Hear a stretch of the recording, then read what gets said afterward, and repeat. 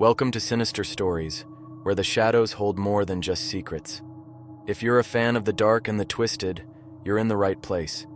Tonight, we dive into a tale that will send chills down your spine. Before we begin, make sure to hit that like button and subscribe if you haven't already, so you don't miss a single spine-tingling story.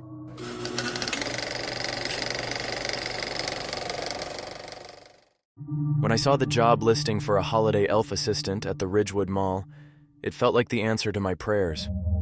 College tuition was bleeding me dry, and I needed the extra cash. The ad promised $20 an hour, flexible hours, and a fun, festive work environment. How bad could it be? Besides, I figured I'd get a kick out of helping kids meet Santa. The moment I arrived at the mall for my first shift, something felt off. The decorations were spectacular, of course. Twinkling lights, towering candy canes, and artificial snow coating every surface. But there was a strange heaviness in the air. It was hard to explain. The festive music playing over the speakers sounded warped, like the notes were slightly off pitch. I reported to the North Pole experience in the center of the mall. The Santa throne was massive, draped in red velvet and framed by glittering fake icicles. Kids and parents lined up eagerly, waiting for their turn to meet Santa Claus. "You must be Melissa." A cheerful woman in a red sweater greeted me. Her name tag read, Debbie. "Yep, that's me," I said, forcing a smile. Debbie handed me a green elf costume, complete with a pointed hat and striped tights. "You'll be assisting Santa today. Walk the kids up to him, take their pictures, and hand out candy canes. Oh, and keep the line moving. Got it?" I nodded and changed into the costume in a back room. That's when I saw him for the first time. Santa. He was sitting alone in the employee lounge, hunched over a table. His red suit looked faded and dirty, like it hadn't been washed in years. His beard was long and yellowed in places, and his face was gaunt, with sunken cheeks that gave him an almost skeletal appearance. His eyes, though, those were the worst part. They were piercing and cold, like shards of ice boring into your soul.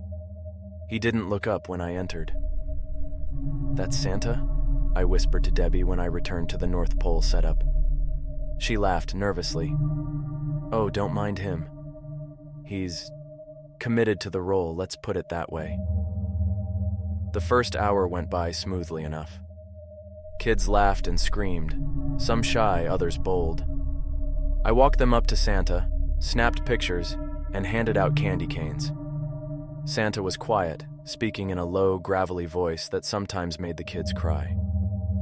A little girl named Sophie shrieked and burst into tears when he leaned too close, his head tilting at an unnatural angle as he whispered something I couldn't hear. By lunchtime, I was starting to get uneasy. Santa's movements weren't right. Sometimes his head would jerk abruptly, like a marionette on tangled strings. Other times he'd sit unnervingly still, his unblinking eyes fixed on the next child in line. I tried to brush it off. Maybe he was just weird. Lots of people are. Then I saw him on his break. I went to the back to grab a drink from the vending machine. Santa was sitting at the same table in the employee lounge, but this time, his back was to me.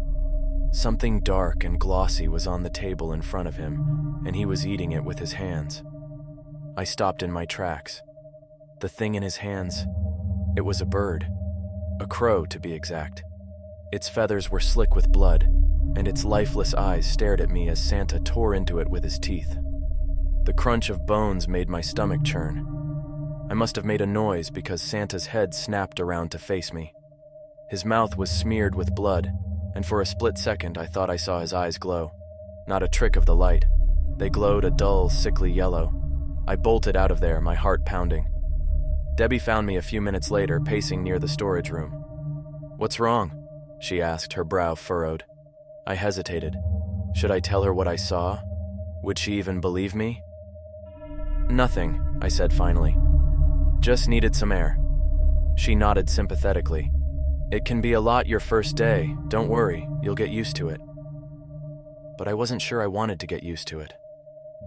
That night, as I drove home, I couldn't stop replaying the image of Santa eating that crow. Who was he? Or better yet, what was he? I told myself I'd quit the next day, but part of me needed to know more. Despite my better judgment, I returned to work the next day. The logical part of my brain tried to rationalize what I had seen. Maybe Santa was just some eccentric guy with a really weird lunch preference. But deep down, I knew there was more to it than that. When I arrived, Debbie greeted me with her usual cheery smile, but it didn't reach her eyes. "You okay after yesterday?" she asked, handing me my elf costume. "Yeah," I lied. "Just adjusting." The day started much like the first. The line of kids seemed even longer, their excited chatter echoing through the mall. Santa was already in his throne when I arrived, staring off into the distance with that same cold, vacant expression. By mid-morning, things started to get weird again. A little boy named Max approached Santa, clutching a stuffed reindeer. When Santa leaned forward to talk to him, I noticed his hands. His gloves were off, and his fingers were long and thin, almost claw-like. The skin was grayish and veiny, the nails yellow and jagged. Max's smile faded, and he clung tighter to his reindeer. "You've been naughty this year," Santa growled, his voice a guttural rasp. Max's lip quivered. I'll be good, Santa." I promised. Santa's head tilted, that unnatural jerk that made my stomach turn. "We'll see," he said, his icy eyes narrowing. The boy burst into tears and ran back to his mother, who shot me a glare as if it were my fault. I tried to laugh it off, but the unease was settling in my chest like a weight. At lunch, I avoided the break room. Instead, I wandered the mall, hoping to clear my head. As I passed by a jewelry kiosk, one of the employees, a young guy named Eric, waved me over. "Hey, you work with that Santa guy, right?" he asked. I nodded. "Yeah, why?" Eric leaned in, lowering his voice. "He's freaking weird. Yesterday I saw him standing by the dumpsters out back, just staring at the wall. Didn't move for like 10 minutes, gave me the creeps." I swallowed hard. "Did you see what he was doing?" Eric shook his head. "Nah, but when I went back later, there were dead birds all over the ground, like a dozen of them." I forced a laugh. "Maybe he's just really into nature?" Eric didn't laugh. "Just be careful, okay? That guy's not right." I nodded and hurried back to the North Pole. As I rounded the corner, I stopped dead in my tracks. Santa wasn't in his throne. Instead, he was standing in the middle of the line, towering over a little girl who looked up at him with wide, terrified eyes. "You're lying," Santa hissed, his voice dripping with malice. "You didn't bake those cookies for your grandmother." The girl's mother rushed forward, grabbing her daughter's hand and pulling her away. "We're done here," she snapped, glaring at me as if I had any control over this nightmare. When Santa returned to his throne, he glanced my way. His lips curled into a smile, but it wasn't friendly. It was a warning. By the third day, I was running on pure adrenaline and dread. Every fiber of my being screamed at me to quit, to walk out of that mall and never look back. But something compelled me to stay. Maybe it was morbid curiosity. Maybe it was the paycheck. Or maybe it was the way Santa's unsettling grin seemed to dare me to figure him out. The morning started like the others. Debbie handed me my costume with her usual forced cheeriness, though her smile seemed strained, like she was trying to keep up appearances. "Big day today," she said, her voice just a little too chipper. "We've got the Christmas parade in the afternoon. Santa's leading it, of course." "Of course," I muttered. When I arrived at the North Pole setup, Santa was already in his throne. He was slouched slightly, his head tilted forward as if he were asleep. For a brief moment, I hoped maybe he was just sick, some poor old guy who had no business working this job. But then his head snapped upright and his eyes locked onto mine. That sickly yellow glow was back, faint but unmistakable. I turned away quickly and busied myself organizing the candy canes. The line of children stretched even longer than usual, their excitement filling the air with an almost electric buzz. But I couldn't focus on them. I couldn't stop watching him. Santa's movements were even stranger today.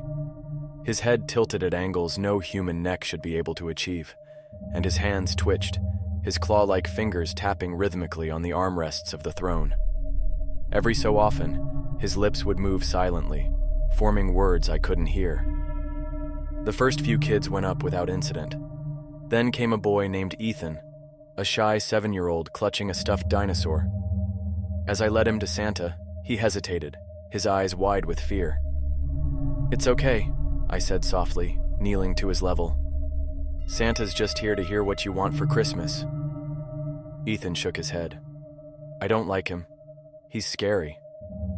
I glanced back at Santa. He was staring at us, his mouth stretched into that unnerving grin. "Santa's just tired," I lied. "He's been working hard to get ready for Christmas." Reluctantly, Ethan let me guide him to the throne. As he climbed onto Santa's lap, I felt a chill run down my spine. "What do you want for Christmas, Ethan?" Santa asked, his voice deeper and raspier than usual. Ethan mumbled something about a toy train. Santa's grin widened, exposing yellowed teeth. "Be a good boy, Ethan, or you'll get coal, and something worse." Ethan's face crumpled, and he burst into tears.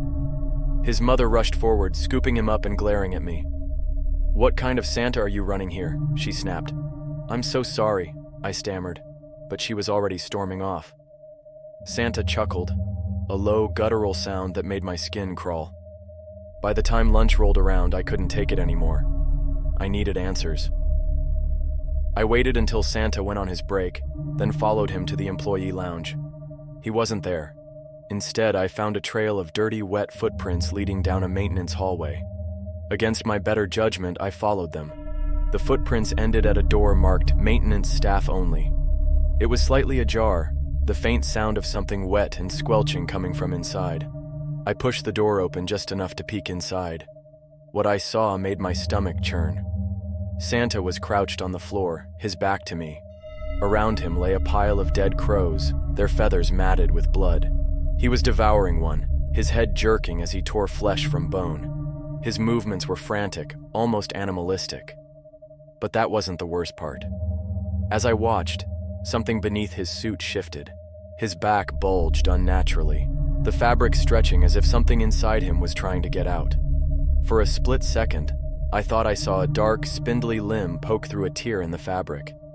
It looked like a spider's leg, long and jointed. I stumbled back, accidentally knocking over a mop bucket. The clatter echoed down the hallway, and Santa froze. Slowly, he turned his head, farther than any human should be able to. His glowing yellow eyes locked onto mine. "Melissa," he said, his voice dripping with malice. "You shouldn't be here." I didn't wait to see what he'd do next. I turned and ran, my heart pounding in my chest. I didn't stop until I was back at the North Pole setup, gasping for breath. Debbie found me a few minutes later, her brow furrowed with concern. "Are you okay? You look like you've seen a ghost."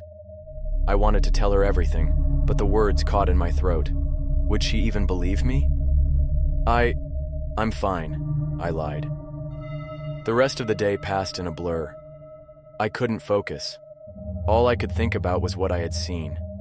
When the mall closed for the night, I stayed behind, watching from a distance as Santa left. He didn't go to the parking lot like the rest of us.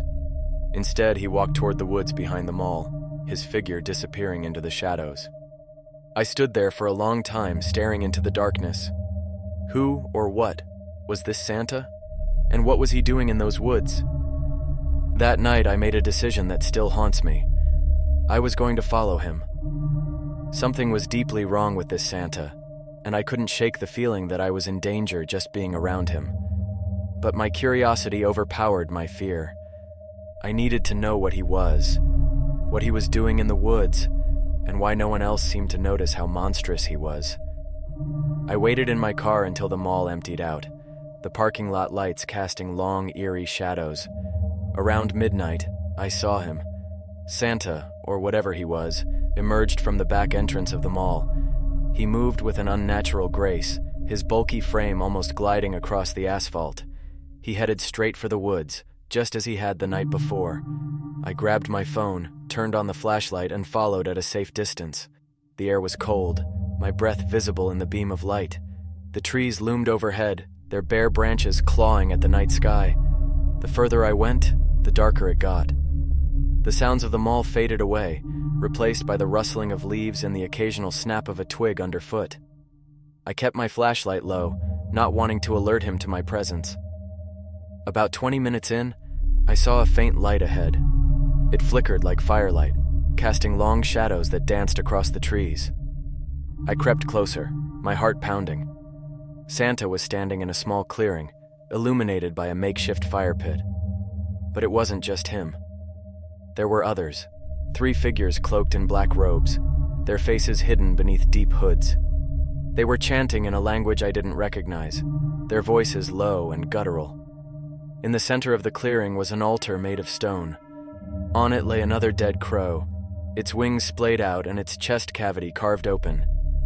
Santa held a dagger in one hand, the blade glinting in the firelight.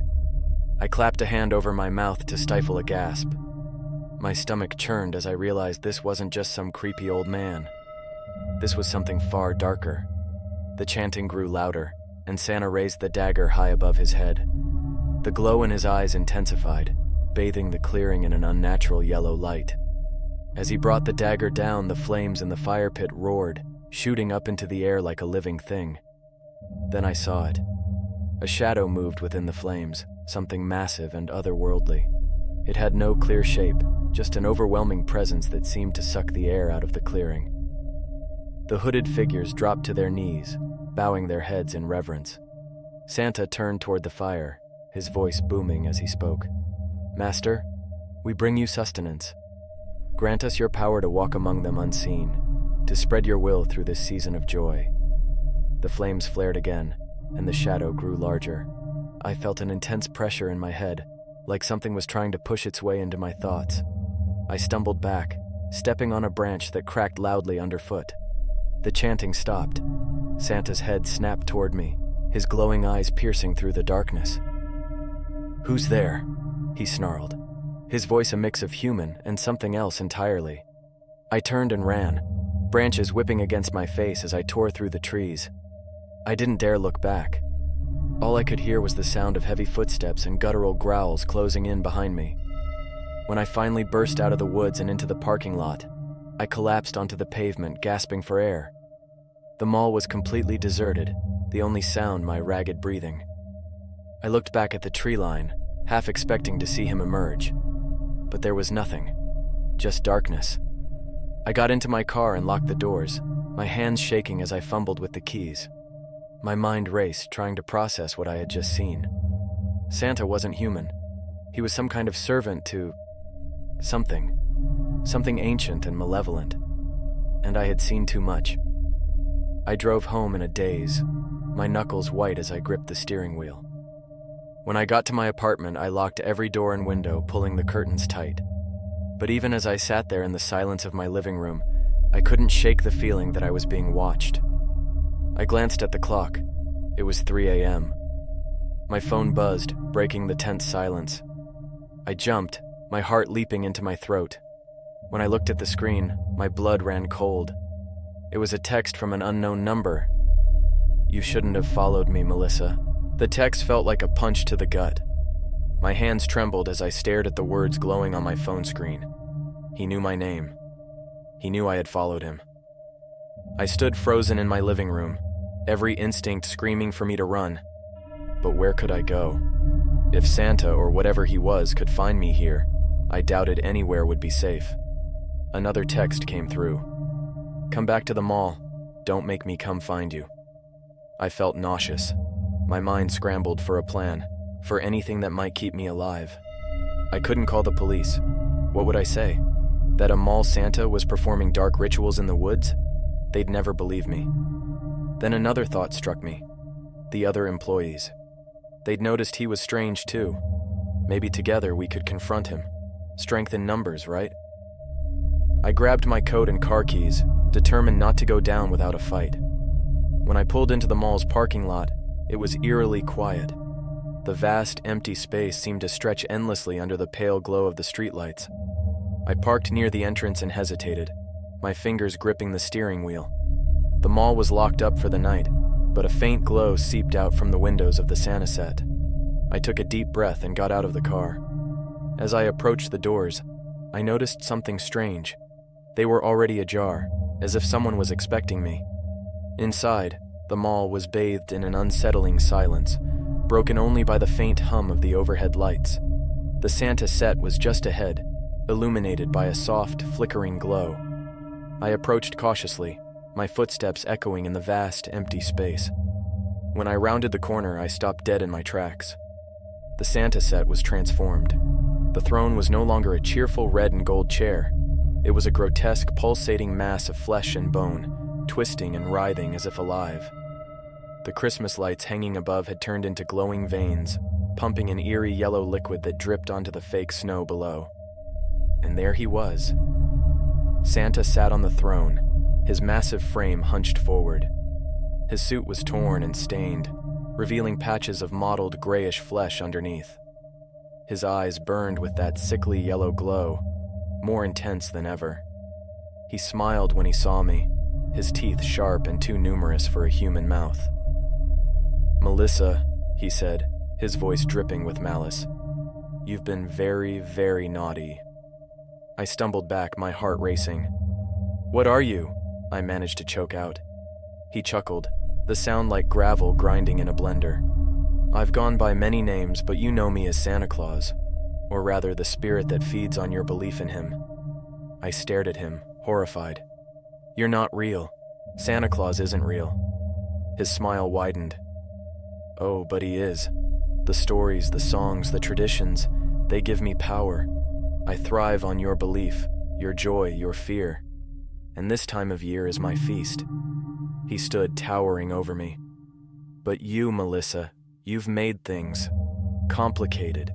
You've seen too much. You've tried to interfere. I can't have that." The air grew heavy, the temperature dropping sharply. My breath came out in white puffs as frost spread across the floor. "I don't believe in you," I said, my voice trembling. "You can't hurt me if I don't believe." His laughter echoed through the mall, deep and bone-chilling. "Oh, my dear, belief isn't a choice. It's in your heart, your mind. Even now you fear me. That fear is belief." Suddenly, I heard footsteps behind me. I turned to see the other mall employees, Jenny from the candy shop, Brian the janitor, and even Amanda from customer service. They stood there, their faces blank, their eyes glowing faintly yellow. "They believe in me," Santa said, his voice a whisper in my ear. "And now so will you." I turned and ran, my only thought to escape. The mall twisted around me, the familiar hallways morphing into endless corridors of flickering lights and shadowy figures. No matter how far I ran, I couldn't find the exit. Santa's voice followed me, taunting. "You can't outrun me, Melissa. This is my domain."